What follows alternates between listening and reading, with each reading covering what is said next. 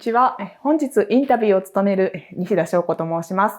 本日は中野にあるギャラリー街道にお邪魔して尾中浩二さんにインタビューをさせていただきます。はい、こんにちは。写真家の尾中です。今日はね、春のような陽気でちょっと着てきたのが暑いんですけど、よろしくお願いします。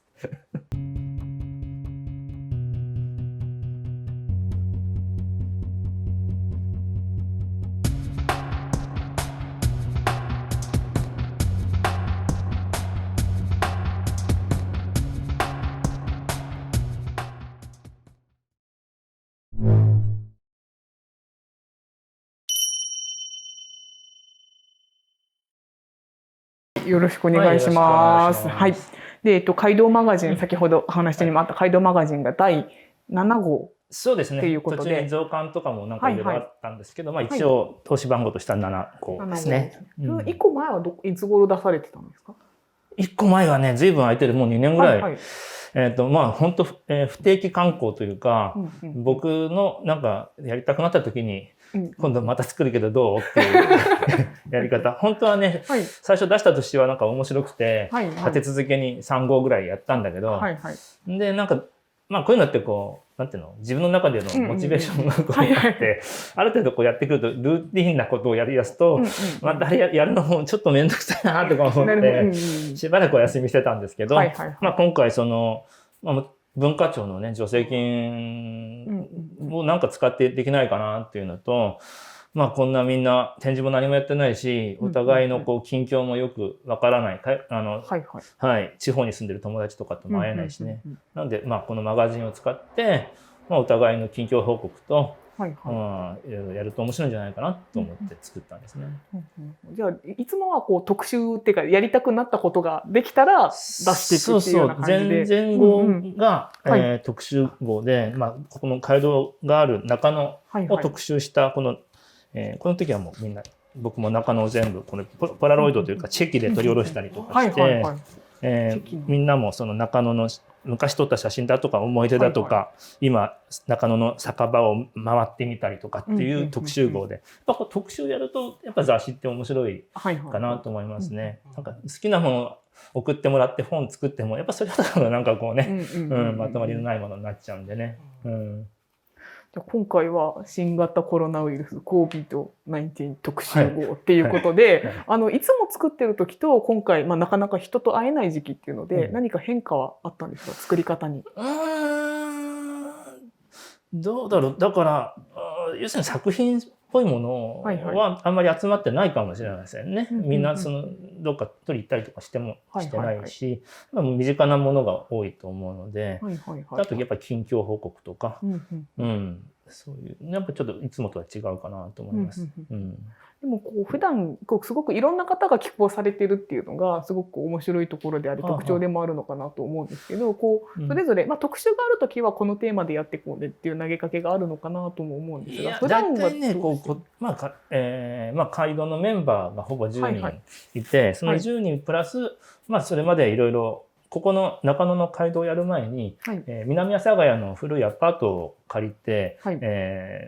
やっぱり街道というギャラリーをやってたんですけど、そこは、小さな3畳間が3つと4畳半が1つあるっていう、昔のアパートだったんですね。それを全部借りて、各部屋がギャラリーになっていたので、同時に3つとかの写真展をやるっていうことをやってたんです。でそこでやっぱ知り合った、若い人とか、その友達とかを、またマガジン作るときに声かけて、ちょっと、写真だけじゃなんで文章もぜひ書いてみたいな声の書き方をしてるんで、だいたい固定してるんですね。で、今回は、ちょっと前にその沖縄に移住した野村恵子さんとか、そういう人の話もきっと面白い。絶対コロナもかかってるに決まってるんで、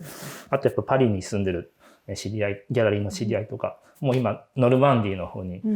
疎開してたりするから、その人たちにもぜひその話を書いてくれって言って書いてもらってますね。なるほどなるほど。先ほど阿佐ヶ谷っていうお話されてたと思うんですが、この街道マガジンを作るきっかけで、なんかこう阿佐ヶ谷のギャラリーがなくなったからっていうことが、確か2号ぐらいに書いてあったかなと思うんですが、その街道マガジンが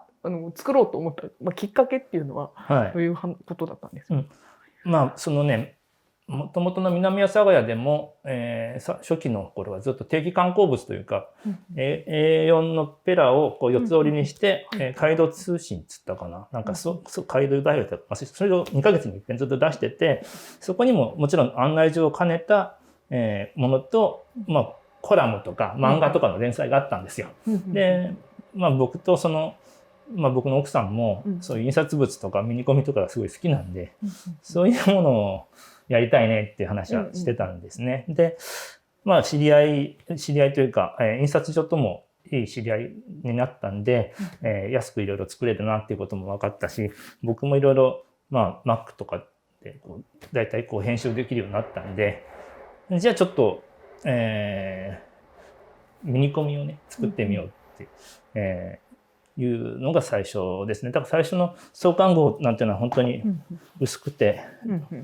ね、こんなペラペラなんですけど、まあやっぱこれがすごく面白かったから、すぐ次作ろうみたいな。で、どんどん最初は参加メンバーも少なかったけど、もう2号目ではこれぐらいになって、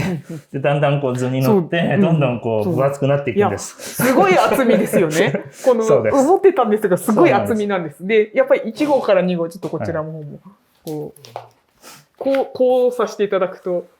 厚みの違いがすごいですね。しかもね、この4号には、挟み込みの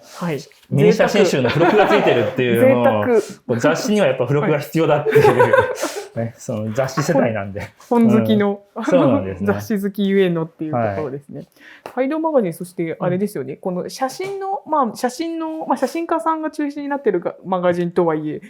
イラストとか版画が表紙になってることが多いなっていうのが、すごく特徴の。そうなんですよ。こうかな。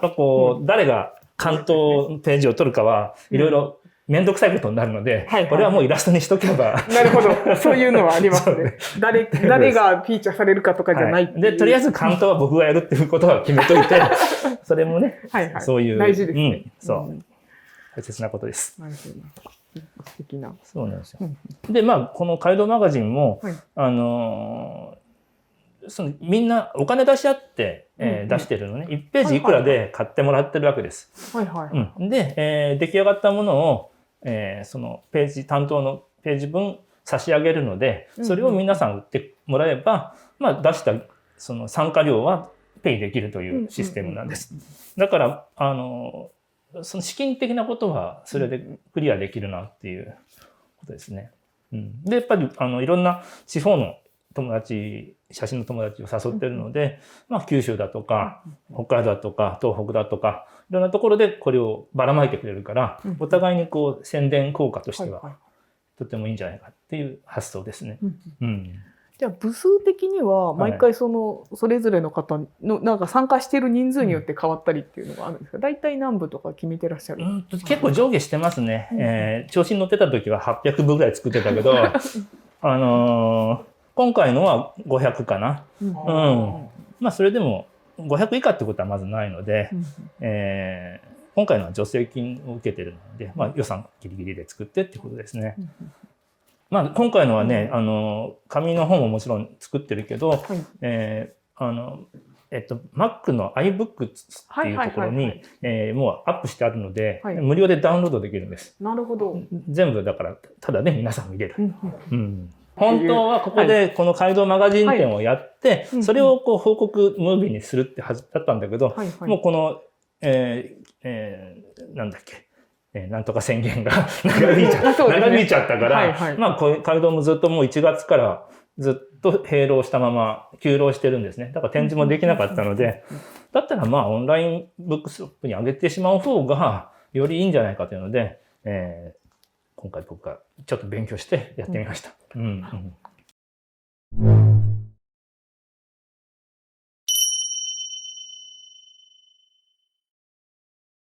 今回新型コロナウイルスっていうので、やっぱギャラリーとかそういう場所を持って運営されてる方が結構本当に大変だったというのは聞いて、場所代っていうのに文化庁のお金が使えなかったりっていうので、なんかここ、ずっとこの1年、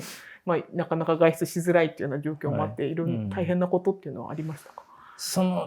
大変、ここはね、ここのレンタルしてるわけではないので、メンバーが10人それぞれ分割じゃないや、当分の、お金を払ってここを維持をしてるので、その家賃が入らないっていうことはないんですよ。ただ展示はできないし、やっててもやっぱこう緊張感すごい狭いギャラリーなんで、知らない人はほとんど来ないですけども、じゃあ乾杯ってわけにもいかないし、楽しくないですよね。なんか妙な緊張感があって。だから、他の新宿界隈のギャラリーはみんなね、やってたみたいだけど、なんか楽しくないのにやってるのもどうよっていうことで、ちょっとやっぱ休んでみようよってことにしたんですね。今度でも3月の13日からかな、緊急事態宣言が多分明けた翌週から僕がやります。もう急遽それをやることにしました。それはちょうど震災から10年だということをね、で、10年前に僕もその震災のすぐ後に海町という写真集を出した。で、それをもう一回ここで展示してみるのはいいんじゃないかなと思ったので、その展示を、やりますね。そのギャラリー街道っていう名前がされたきっかけっていうのを教えていただいていいですか？その西新宿でねギャラリー作る時に、森山さんとこはルーム801っていうところでね、その前のキャンプだったし、で瀬戸さんたちがプレイス M っていうのを作ってたから、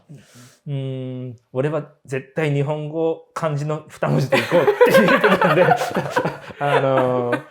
雑誌のね平凡とか明星とか、ああいうのがかっこいいなと思ってたんですよ。でいろいろこう考えてて、ちょうどそのギャラリーというかスペースが、青梅街道沿いにあったのね。でなんか街道でいいんじゃないかなって話になったんだと思う。で大道っぽいしちょっとリスペクト感もありみたいな。リスペクト感も間違ってくる人がいるからないからでどっかこうね旅に出るのも街道、街と道っていうのもいいなと思って、そんなにだから深い意味はないんだけど、なんか使ってるとなんか馴染んでくるでしょ。で英語ローマ字で街道って書くとのも、外国の人もすごい読みやすいから、結果としては良かったなと思ってるんでね。ずっとねこの場所が変わっても街道っていう名前をできてやっぱこう新しい名前考えるの楽しいけどめんどくさいんだよ。何でもやっぱこう一つの名前を使い続けることで覚えてもらえるっていうのもあるし、やっぱ最初に思いついたものが大体いいものになってるなと思います。外国の人にね、どういう意味なんだって聞かれて、なんか英語で言うのもなんかニュアンスが違うんだよなっていうね、なんかそのルートなんか6みたいな話じゃねえんだよっていうそうじゃないんだけど、日本語ってやっぱ特に難しいですね。でも確かにこの日本の街道って言ったらやっぱりその東海道53次みたいな宿場町をこう回ってみたいな意味だからね。そうですね。どうしてもなんかこうヨーロッパとか行くとローマの道みたいな、ロマンチック街道とか、ロマンチック街道みたいなこうね、なんかそう全ての道はローマに通ずみたいな感じになりますけど、日本の街道はどこかに通じてるわけではあるんですけど、だからどっかにね、この写真を使っていくんだよねっていう。ほぼ後付けですね。後付けですか。そう場所がそういうふうにこの新宿から阿佐ヶ谷になって中尾にっていう。そこのなんか場所が移っていったっていう話はなんかこう偶然たまたまだよね。南阿佐ヶ谷はもううちの奥さんがなんかこう不動産の物件マニアでいろいろこうサイトを見ててすごく安くて部屋がいっぱいあるのがあるよって言うから見たらこう間取り見たらさ、3畳が3つと4畳半とトイレみたいな、これはね引っ越しして暮らすようなとこじゃないから、それで家賃5万円ってそれはないよねっていう話をしてでも面白そうだから冷やかしで見に行こうって言って見に行ったら、なんかすごくいい感じで綺麗でね、そこでギャラリーやったら面白いんじゃないかなってその時にピンときて、別にやる必要なんか何にもなかったんだけど、やってみようって言うんで改装し壁作っていいっていう大家さんに言って、大事に使いますからっていうので、ずっと安くてね7年半使わせてもらいましたね。そうだから別にギャラリーやりたくて始めた2回目はねじゃなくて物件ありきだったんですよ。ここもだからまあもちろんどっかこの近所、僕今中野に近所に住んでるんで近所にあると楽だなと思ってなんか面白い物件ないかなと思ってたら、まあ駅からほどほど遠くて、かといってなんかこう寂しいとこじゃなくて、まあ値段も手頃で、ここだったらまあやれるな、この壁の作り方とかも、ちょっと半分に分かれてる感じで使いやすいなと思ったんだね。本当はね新宿の界隈に作ると人はいっぱい来るだろうなっていうのはみんな思ってると思うけど、なんだろう流れてきてほしくないんだよ。はい、ここに来たくて来る人だけ来てくれればいいっていう考え方なんで、なんだか分かんないけどドヤドヤドヤって来られてガヤガヤガヤって帰られるのすごい腹立つからそういう人は来なくていい。だから来にくいところちょっと来にくい。でもまあ富士屋カメラもあるしマンダラケもあるし、写真好きな人はちょっと来ると面白い街なんで、まあで中野はいいなと思ったんでね。街道のメンバーっていう感じで10名ぐらいかな、いらっしゃるっていう、その方たちはどういうふうにこう集まったメンバーなんですか？そうですね、基本的には僕が、ワークショップをそれこそ10年以上前かなぐらいに何年かやってたことがあって、その時に参加してくれた人たちの中から、まあこの人とやると面白いかなみたいな人と、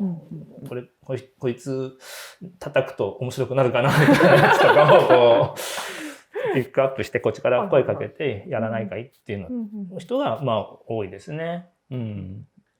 普段こうそういうふうに、まあ、編集メンバーみたいな感じでマガジンで集まってて、普段話し合う時ってどういうふうに集まってみたいな感じなんですか？いやみんな集まるってことはもうほぼないですね。忘年会やる時とかぐらいで、結構まあでもみんな仲良しなんで、まあ飲み会はよくやるんですよ。今なかなかやれないけれど誰かの僕も誕生日とかやってもらったりとかね。そうまあそういうのあるけど、でもそういうところで写真の話はほぼしないですね。今やっぱりこのコロナの時代になってしまったから、やっぱそういういろんな写真家さんとかもそうだけど、アーティストとか、まあ、アートに関わっている人たちのネットワークを作るっていうような活動をちょっと今始めていて、そうした時に結構写真家の方っていうのはこう結構そういうこうコミュニティを作る、そういう仲良しのメンバーで場を作ったりっていうことをされてることが多いなと思っていて、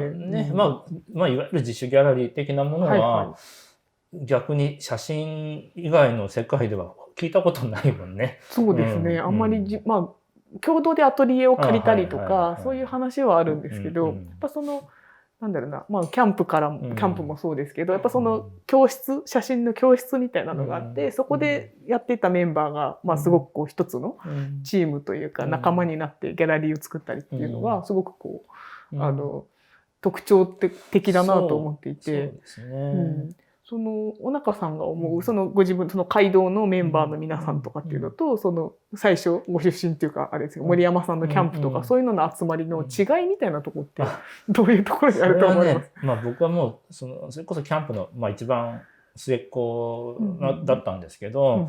まああそこに集まってたそれこそ10人ぐらい最後はいたのかな、でももうほとんどみんな20代だもんね。北島慶三さんはその時メンバーではなかったけれど、北島さんでさえまだ20代だったから、やっぱその今そういうギャラリーはないじゃないですか、逆に。ギャラリーというか場はね、熱量とかいうのは全くめちゃくちゃ差も含めて、やっぱキャンプはすごかったよね。もうしょっちゅう喧嘩してたし、はい。まあ、今こういうところは、そう喧嘩するような人は入れないからね。あんまり我の強いやつとかを入れると、こういうとこはひどいことになるんで。なんかみんな革ジャン着てたって聞いたんですよ。はいはい。アーミーコートとね、革ジャンとね。はい、ハードボイルドな感じブーツ履いてね、森山さんのスタイルをみんな森山大道になりたいんだ。なるほどなるほど。カリスマ性が森山さんのカリスマ性。森山さんが白といえば黒いものも白ということでしょ。みんなやっぱ格好して、まあみんな20代で、ね、若いし、やっぱそういうちょっとこう。グレン隊とは言わないけど、そういうイメージはあったと思いますよ。組事務所的なところだったと思いますよ、キャンプは。でも小中さんはそういう活動、キャンプとかに入られてる中で、でも新宿でギャラリー街道を始められたりっていうので、そういう、なんていうかな、ちょっとすみません、時系列が今ちゃんと把握できてないんですけど、そういう自分のスペースみたいなものをかなり早い段階で持たれている。なという印象があって、それはなんかどういうそれもやっぱり森山さんの影響ですね。森山さんが87年に、渋谷の、宮益坂の森山さんの引っ越しした、大きなアパートの2間ある部屋の一つの部屋を自分のプライベートギャラリーに改装して、ルーム801森山写真研究所っていうのを作って、で僕それの壁作ったりの手伝いをさせてもらって、こういうことできるんだなと思って、なんかすぐほら僕を真似したくなる俺もやろうって言ってんで、たまたまその頃に西新宿に、共同で借りてたスペースがあって何も使ってなかったから、じゃあそこにもう僕引っ越しして、そこで住んで展示をやろうと思って、やっぱ家賃払うの大変だから、そういう多分プレイセームもねちょうどそれに同じ時期なんで、みんなパタパタっといくつか森山さんを追ってギャラリーができましたね。大体何歳ぐらいの頃ですか、それは。僕は28。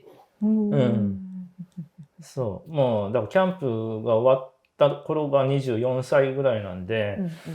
でその後なんかもう結局やることがないというかやる場所がないので、写真も鱗撮ってないし出す場所もないしね、見せる人もいないからね、なんかこのままダラダラやってても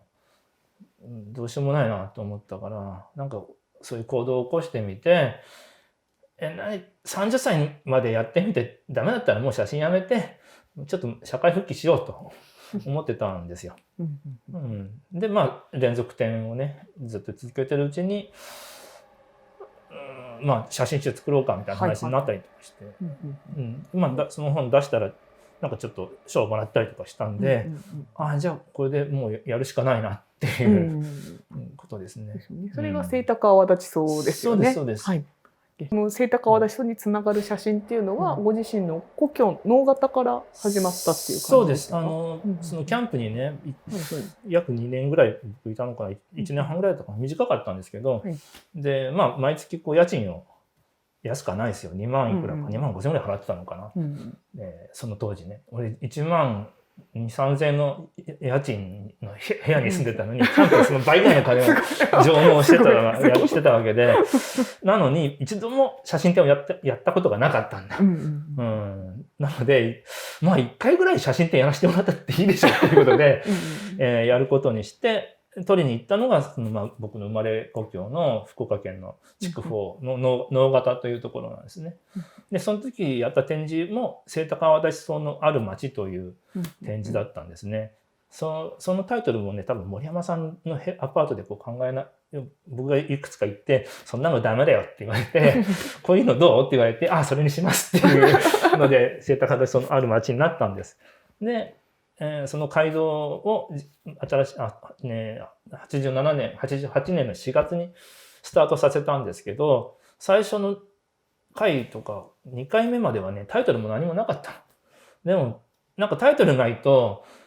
こう呼び方もなんだかだからなんか考えなきゃっていうんで、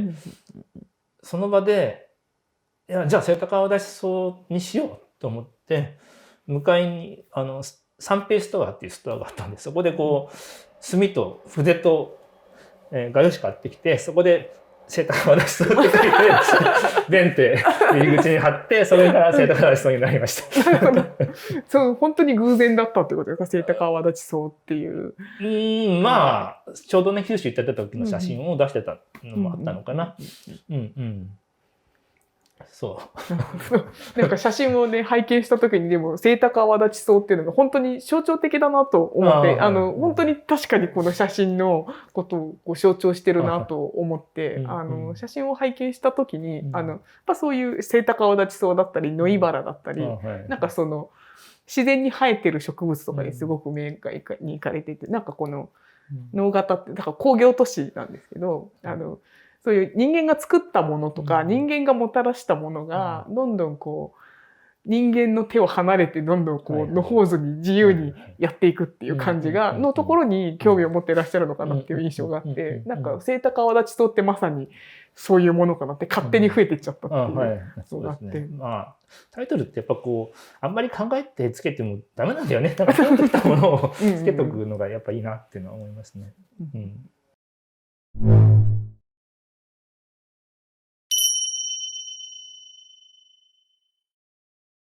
せっかくなので能型の話が出てきたので、その写真に出会ったきっかけとか、いつ頃写真をやろうと思ったかそういうお話聞かせていただいてもいいですか。じゃあちょうどいいものがあるんですけど、このロングタイムノーシーという写真集、ちっちゃめに写真集がね、あってこれは私なんですけど、これでも父親がアマチュア写真やってて、写真が好きで、僕のスナップを撮ってくれたやつを、ちっちゃなこれぐらいの手札版ぐらいの白黒の写真、アルバムに貼ってあったやつを、僕がスキャンして全部フォトショップで色をつけたってですけど、やっぱ父親が好きだったっていうのがあるんですよ。で、僕がもう物心ついた頃にはもう別に趣味でも撮ってなかったけどカメラだけはあって。でなんか父親がトロフィーとか賞状を持っている写真が残ってたの写真のコンテストとかでなんとなくじゃあ写真上手だったんだなと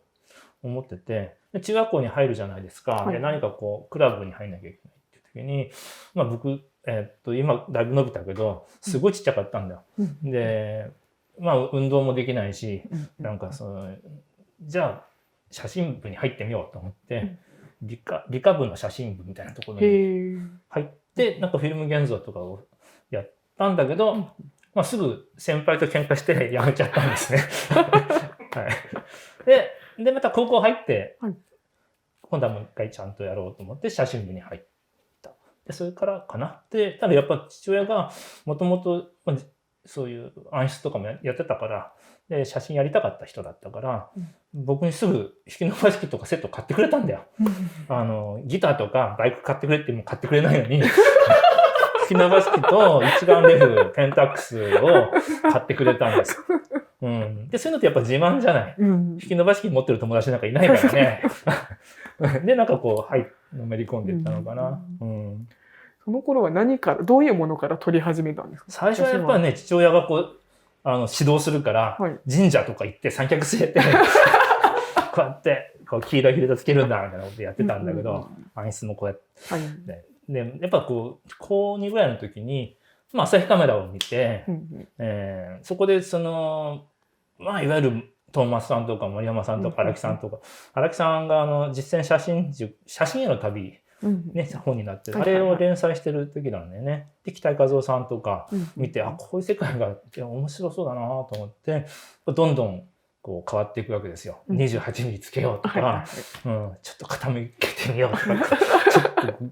素粒子現像してみようとかっていうふうにこうどんどんこう洗脳されていく。じゃあ高校をそれで卒業されてからまた写真のそうです。一度要するに新日鉄の企業城下町みたいなところで育ったんで、就職するとこってもう新日鉄ぐらいしかないんで、だからまああんまりこう大学行くことなんか考えてなかったんで、じゃあ新日鉄入れたらそれがいいなと思ったら、入れたんで、それ働いてたんですけど、まあ、同級生高校の同級生がみんな美大目指して東京に出て行っちゃったんで、なんか給料もらって。彼らの下宿に遊び行くとなんか面白そうだなと思ってなんでこの間まで一緒にこうやってたのに俺だけ働いててあいつら彼ら絵描いてんだよとか思ったんで俺も行きたいなと思ってまあ親父に頭下げてもうせっかく入った大きな会社だけど辞めさせて写真学校に行かせてくれって言ってまあやっぱ父親もね俺も写真学校行きたかったって言って。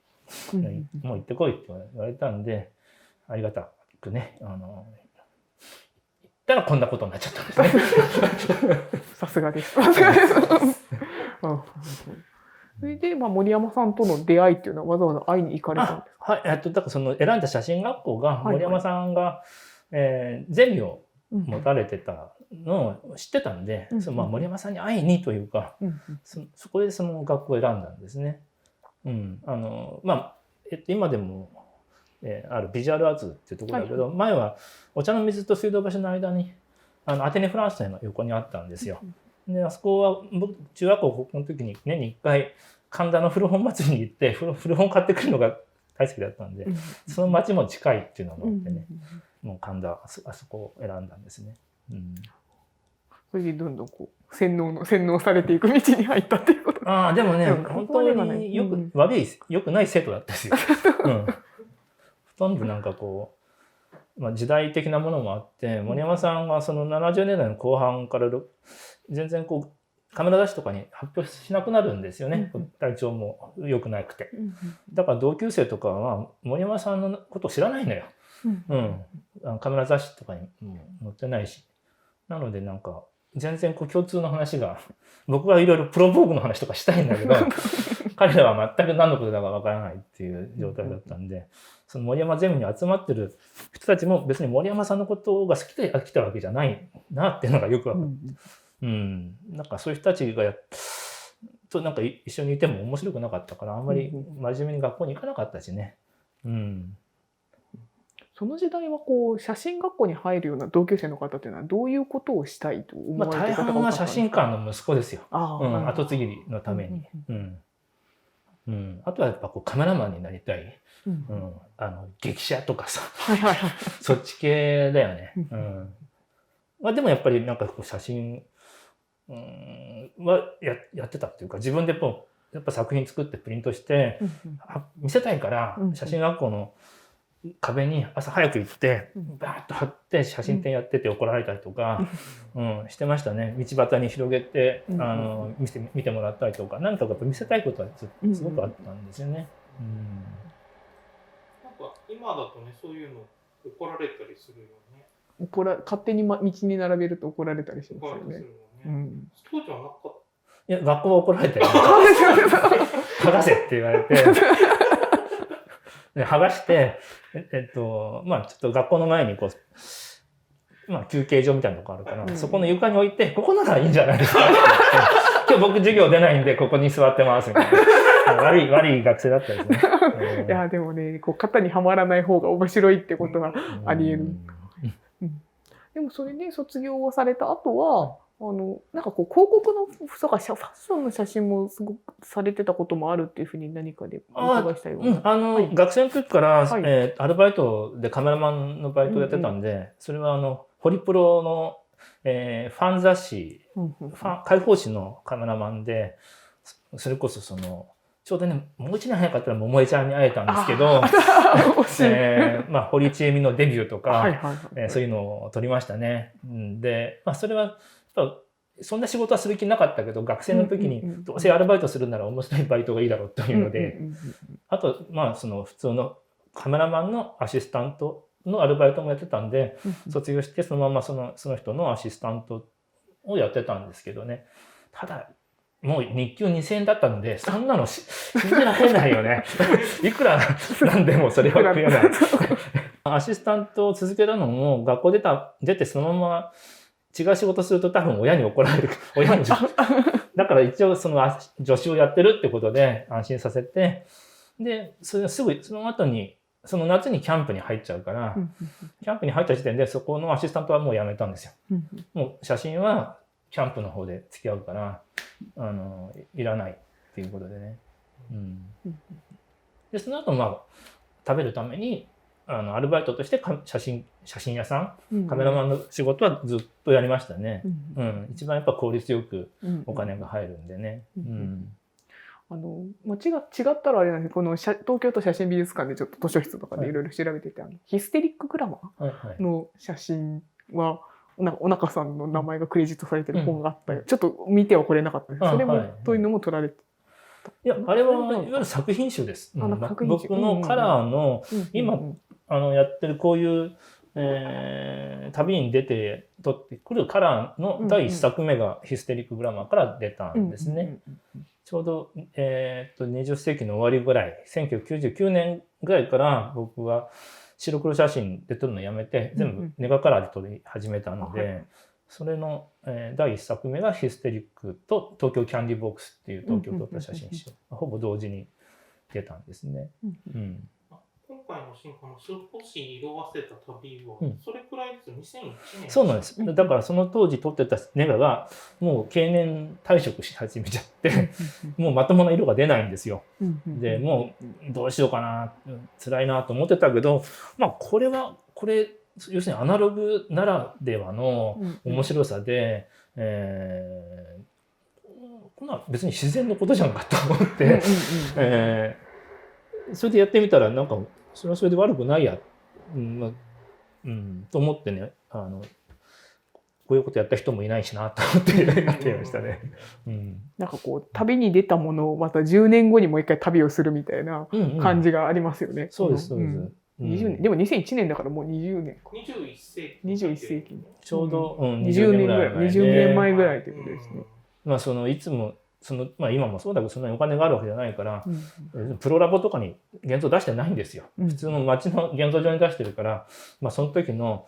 薬品の状態の良し悪しで色が残ってるものと、とてつもない変化をしてるやつがあって焼いてみるまでわからないね、これが今はね。